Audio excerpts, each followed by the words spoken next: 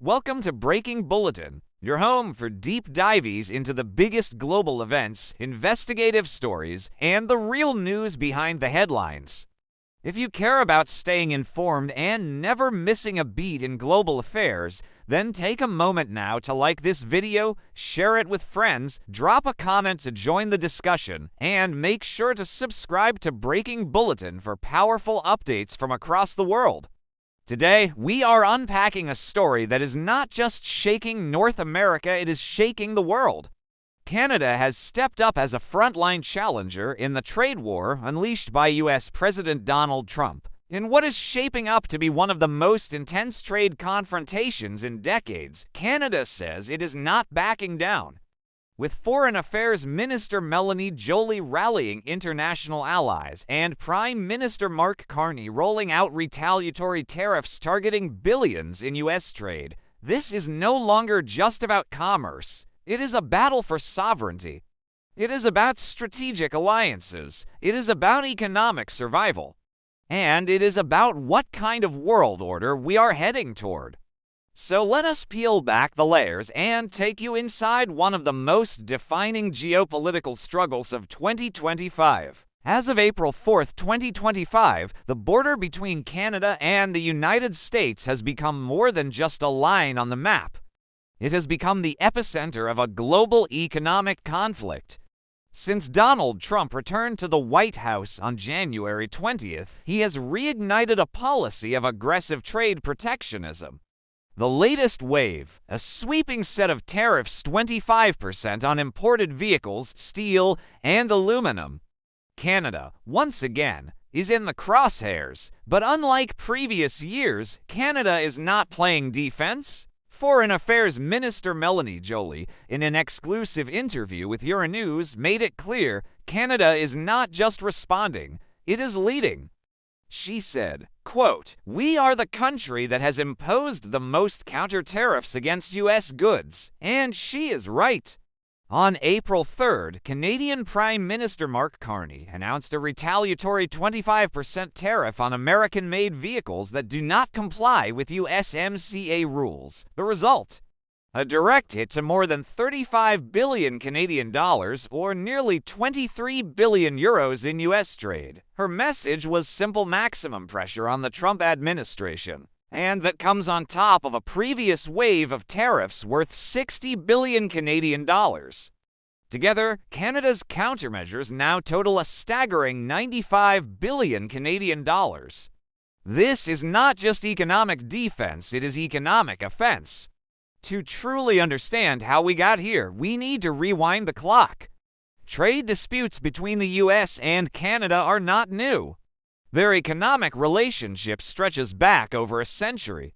From the Free Trade Agreement of 1988 through the birth of NAFTA in 1994 and finally the USMCA in 2020, both nations have built one of the largest trading partnerships in history.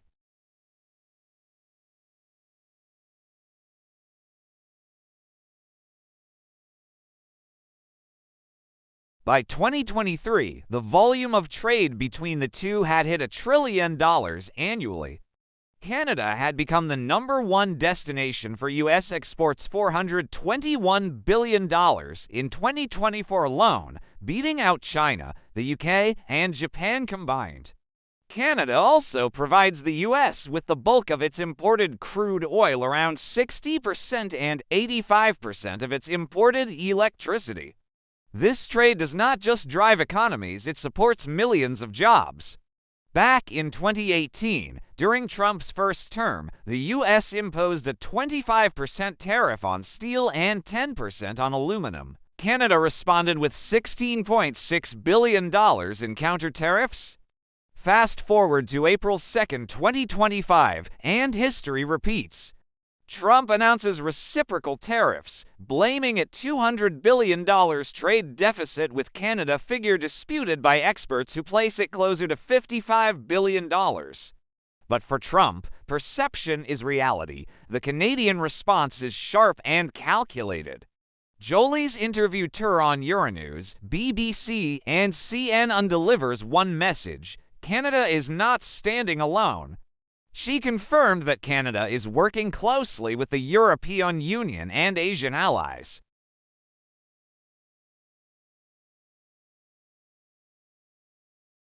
That pressure is taking shape in the form of specific economic pain points. The latest 25% levy on U.S. vehicles targets major exports like Ford F-150s and Chevrolet Silverados. The move affects more than $35 billion in imports. Add in earlier tariffs on everything from Florida orange juice to consumer goods and raw materials, and Canada's strategy is becoming crystal clear. Hit the U.S. where it hurts swing states, swing industries, and swing jobs. According to Ottawa, Canada's tariffs have now surpassed Mexico's own $76 billion plan.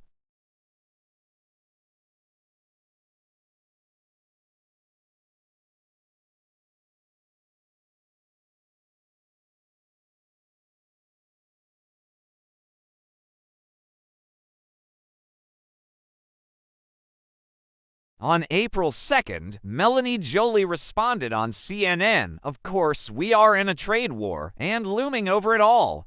Trump's so-called Liberation Day on April 15th widely speculated on social media to be the date for across-the-board tariffs. Canada is not just reacting, it is preparing. The economic impact is real.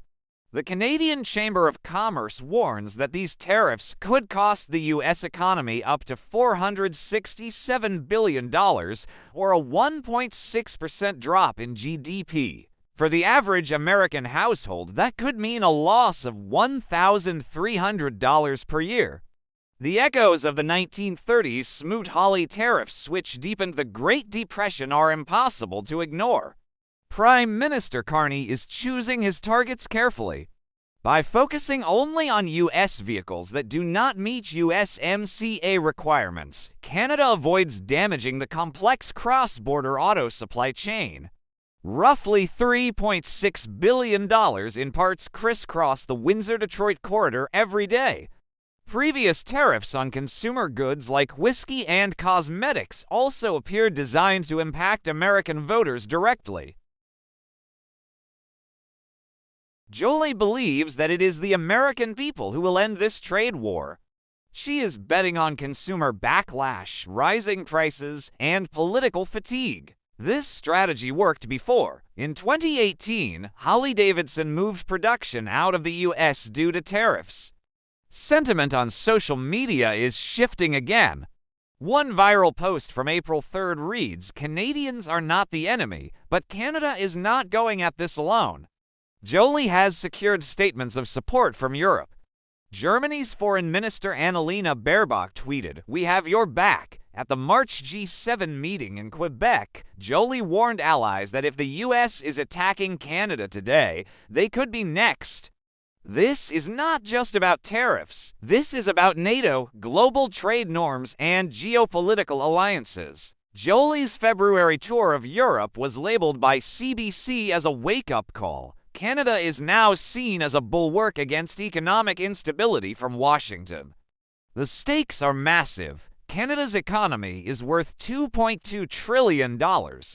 77% of its exports go to the U.S. A prolonged trade war could shave off up to 2% of GDP, according to BMO economists. Entire sectors, autos, lumber, energy could take major hits.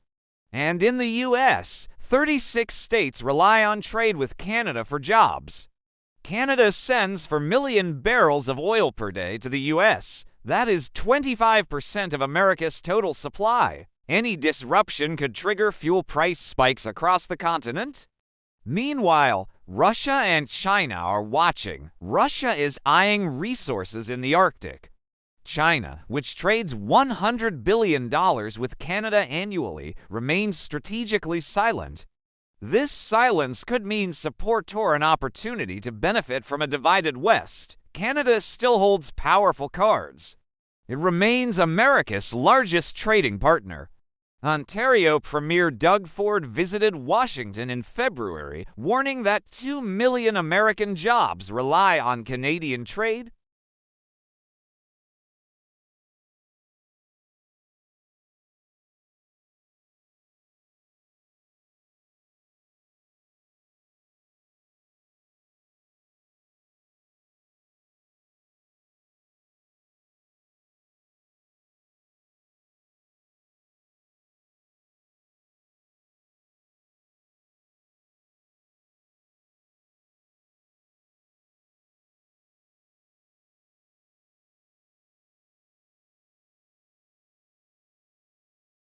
As for the broader implications, the World Bank's 2025 growth forecast of 2.7% is already under threat.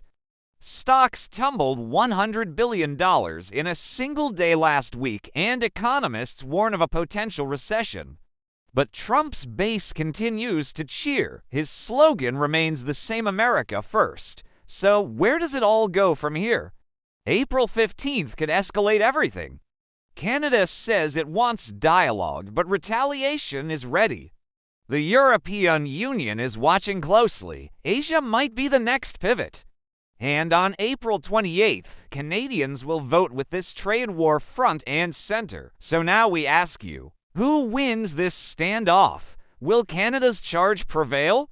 Or will Trump's tariffs bring the world to its knees? Drop your thoughts in the comments. That wraps up today's edition of Breaking Bulletin.